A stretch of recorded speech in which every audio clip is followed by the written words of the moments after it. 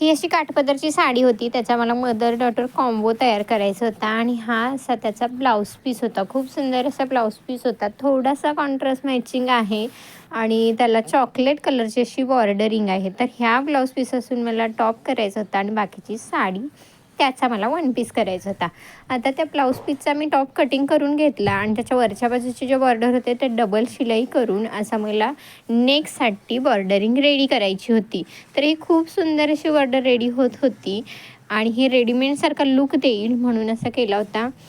तर ह्याच्या चॉकलेटी कलरचे मी साईडला केला होता बॉर्डरिंग आणि अगोदर मेन फॅब्रिकवर हे बॉर्डर मी स्टिच करून घेत होते. ज्या शेपमध्ये आपल्याला हवा आहे त्या शेपमध्ये आधी स्टिच करून घ्यायचं मेन फॅब्रिकवर आणि नंतरच ते नेक कटिंग करून घ्यायचं. आता मेन फॅब्रिकवर हा स्टिच करून झाल्यानंतर मेन फॅब्रिकवरच मी नेक टाकला आणि तो कटिंग करून घेतला. आता दोन्ही आपण मेन फॅब्रिक आणि अस्तर दोन्ही ठेवून आपण नेक कटिंग करू शकतो किंवा फक्त मेन फॅब्रिकचा नेक कट करू शकतो. मी ते मेन फॅब्रिकचा नेक कट केला आहे आणि हा शिवून घेतला आहे. तर शिवून घेतल्यानंतर मी अस्तर कटिंग करून घेतलं.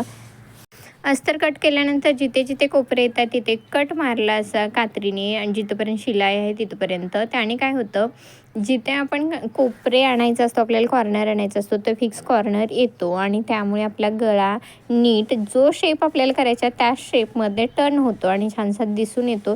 त्याच्यावर दाब टीप मारली, दाब टीप मारल्यामुळे तो गळा परफेक्ट असा स्टिच केला जातो आणि रेडी होतो. आता इथे मी फ्रंट साईड रेडी करून घेतली. आता बॅक साईडसाठी मला गोलच गळा करायचा होता आणि जास्त हाईट नव्हती, 5च इंचाचा गळा होता.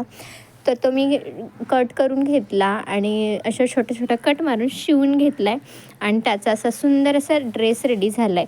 आता इथे मी हात ह्याला साडीतल्याच कपड्याचे लावले होते कारण ब्लाऊज पीस मोठा होता पण मुलगीही मोठी असल्यामुळे हाईटला तो ब्लाऊज पीस पूर्ण फक्त फ्रंट आणि बॅकला गेला आणि साडीतला फॅब्रिक होता त्याच्यातले मी हात कटिंग करून घेतले. आता हा ड्रेस शिवताना मी दोन्ही ड्रेस अगोदर कटिंग करून घेतले होते. जो आपल्याला मोठा वन पीस मम्मासाठी करायचा होता तोही आणि हाही. त्याच्यानंतरच त्यातून उरलेल्या कपड्यातून हात कटिंग करून घेतलेत. आता हा पहा ड्रेसचा फुल लूक. खूप सुंदर असा ड्रेस रेडी झाला आहे. तुम्हाला आवडला असेल तर लाईक, शेअर आणि सबस्क्राईब करायला विसरू नका.